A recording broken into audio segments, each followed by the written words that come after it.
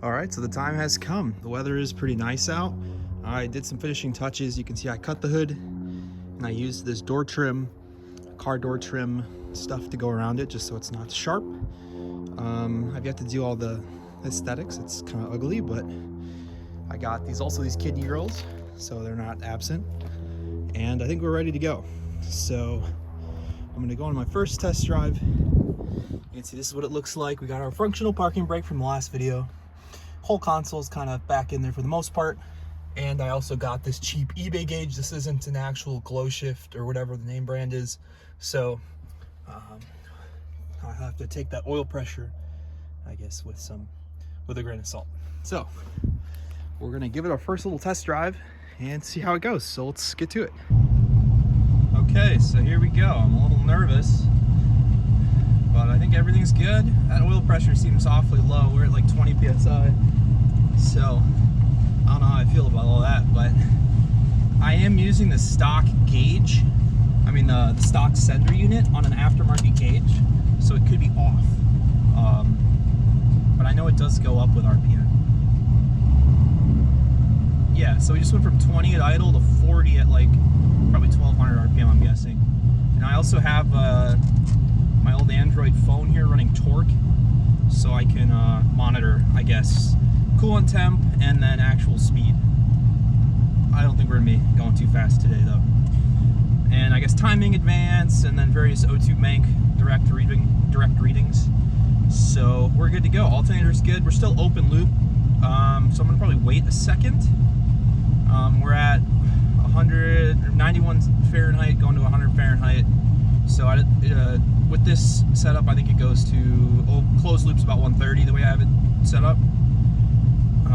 Now that I have the MAF sensor, so we'll just putt around a bit until then.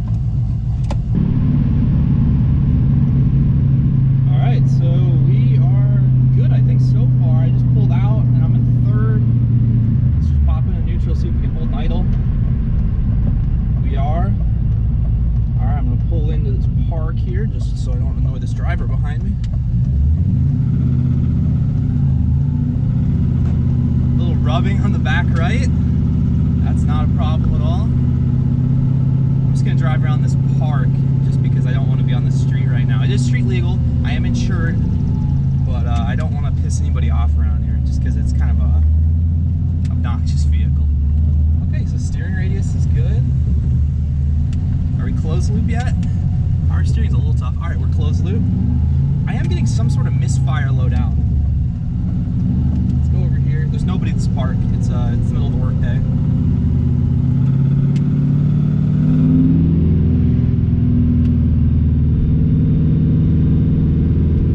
And school day, I guess. Okay, so I'm just driving around first. Okay. We're good, I think. I'm just gonna turn around here a little briefly. I'm not gonna drift it just because there's a person right here.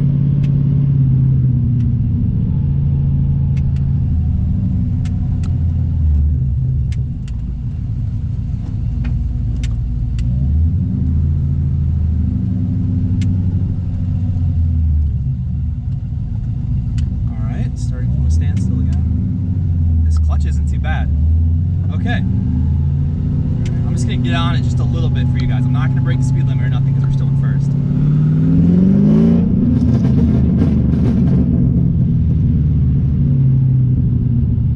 Okay, so that little tune I put in the timing table appears to make it pop and bang a bunch. I'll do that again. Oh my! Oh my! I was probably 10% throttle.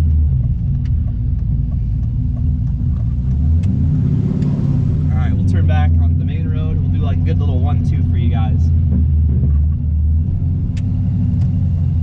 Actually my first time like actually dailying a manual. Like I've driven it like once or twice on a track, but never. Okay, ready?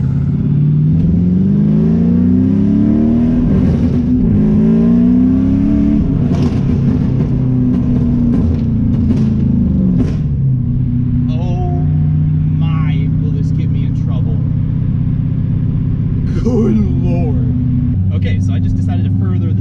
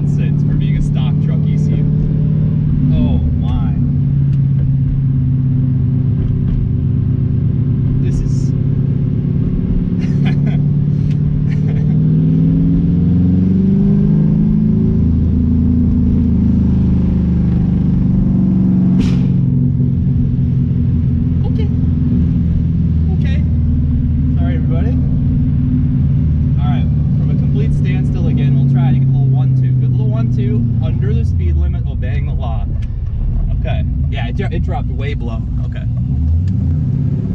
So it dropped way below idle. Ready?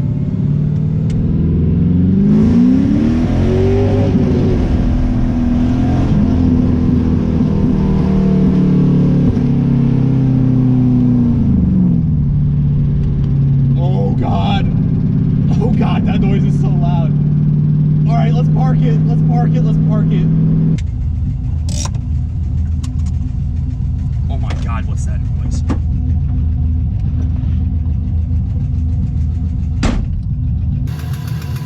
Oh no, what's this? What is that noise?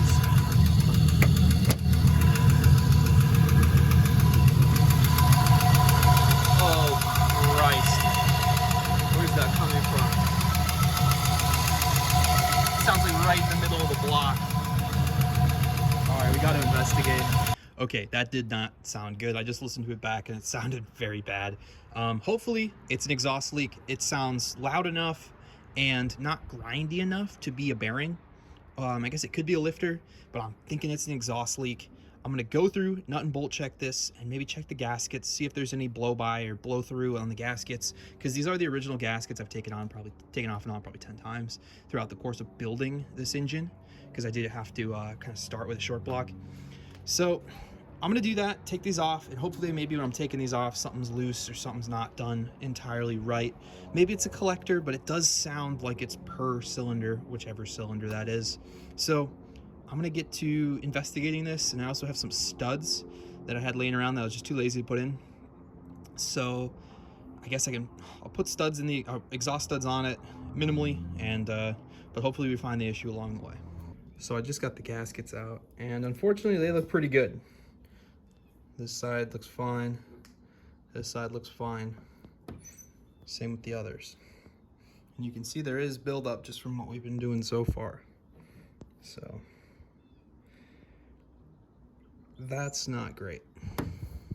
So unfortunately, I was thinking about even the stud comment I made in the last clip. Those cannot be studs, and this whole thing likely cannot be studs, because you can see it's fully unbolted, and I cannot pull it off the car just because of the steering shaft threading through it, which I forgot about. But I'll need to move on to the next thing, because unfortunately the header gaskets are pristine. All right, I don't really know what's going on right now. I just got the headers back on with the same gaskets, so don't at me about the gaskets. I'm not paying 50 bucks.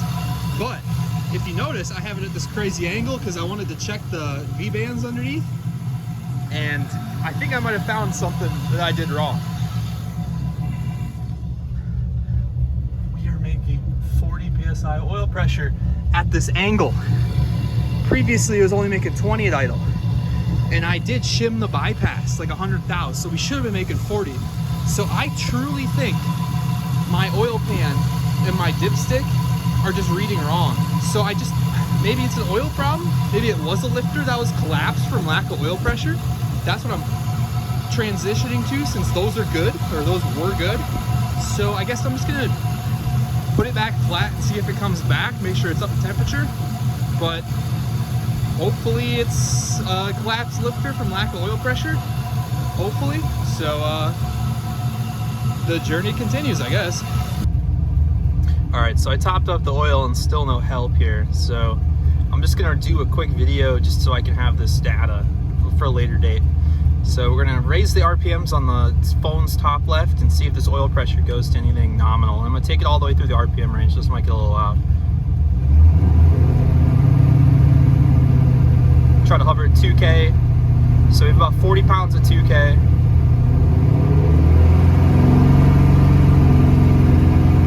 See, 40 pounds at 3K.